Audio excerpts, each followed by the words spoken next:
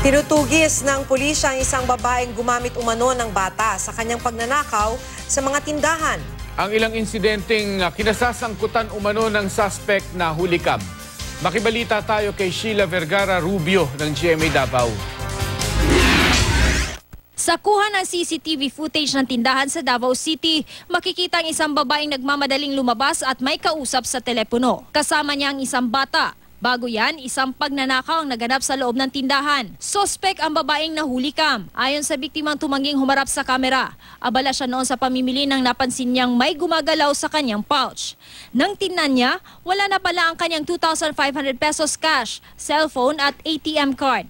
Napansin daw ng biktima ang babaeng may dalang bata na lumapit sa kanya. Maya-maya bigla itong umalis. May kausap daw ito sa telepono, tugma sa babaeng nakita sa CCTV footage. Tiyak daw ang biktima na ito ang suspect. Nang mag-imbisiga ang pulisya, napag-alamang ang nahulikam na suspect. Dati na palang may kaso ng pagnanakaw sa parehong tindahan. Nang ikumpara ang makuha ng CCTV, magkapareho ang suot ng suspect na kinilalang si Raquel Evangelista. May kasama rin itong bata sa unang pagnanakaw.